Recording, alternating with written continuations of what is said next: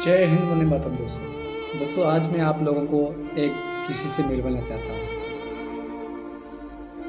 ये है ट्रॉफी जो मुझे मेरे गुरुजी ने दिए अपने हाथों से। ये सामान मुझे मिला नहीं है, मैंने खुद लिया है क्योंकि मुझे अपनी वाइफ को डेडिकेट करना था, क्योंकि उनकी वजह से मैं गुरुजी से मिला था। तो मैं अपनी पत्नी का बहुत बहुत धन्यवाद करता हूँ, क्योंकि तुम्हारी जैसी पत्नी में पाके बहुत धन्य हो गया हूँ कि तुम्हारी जैसी पत्नी तो मुझे इस पूरी कायनात की दुनिया में नहीं मिलेगी। तुमने मुझे बहुत सपोर्ट किया था। एक तुम ही हो जो मुझे समझती थी। तो मैं ये तुम्हें टॉपिक डेडिकेट करता हूँ। तुम्हारा बहुत बहुत धन्यवाद। मैंने तो फौजी पापा का सपना देखा था कि मैं फौजी पापा बनूंगा, लेकिन तुमने तो मुझे फौजी मामा बना दिया, वो भी इतने बच्चों का। मैंने सोचा भी नहीं था कि मैं गुरुजी से मिलूंगा और अपनी मुँह बोली बहन सरगुन मेहता से जो पंजाब में रहती है। ये सब तुम्हारी वजह से।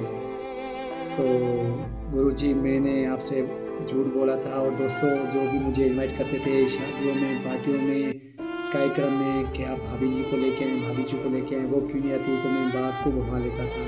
तो मैं आपको एक सच बताना चाहता हूँ, मैं अपनी पत्नी के साथ 4 साल से साथ में नहीं रहते। हमारा रिश्ता होने से पहले ही खत्म हो गया था।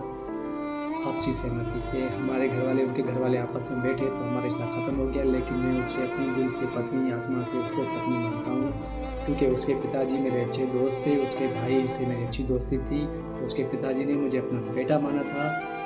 तो इस वजह से उसने मुझे पसंद किया, तो हमारा रिश्ता ऐसे आगे बढ़ता गया। तो हमने बगैर पूछे किसी से शादी भी कर ली। हमारा इसी बात पे झगड़ा होता था कि मैंने उसका बच्चा मांगा था जो उसके पहले पति के पास था।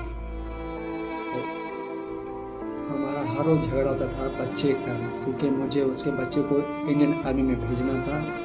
तो मैं बोलता था उसको अपने पति से ले लो, वो मना करती थी। तो इसलिए मुझे दूसरी महिला के साथ शादी करने के साथ मुझे दबाव बनाती थी। तो मैं उसके झांसे में नहीं आया।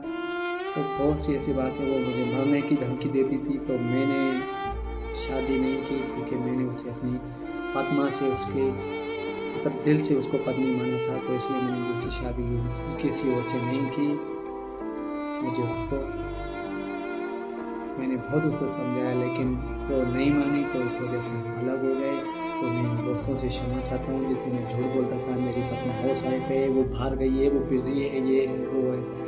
तो मुझे आप लोग सब क्षमा करना। मैं आपसे झूठ बोलता था, मुझे हिम्मत नहीं होती थी आपको सच बताने की। आज नहीं तो कल आपको पता चलेगा भी सही, तो फिर अच्छा नहीं लगेगा। इसलिए मैं आपके लिए वीडियो बना रहा हूँ, क्योंकि हमारा शिविर लग रहा है रक्तदान का, उसी के घर के पास।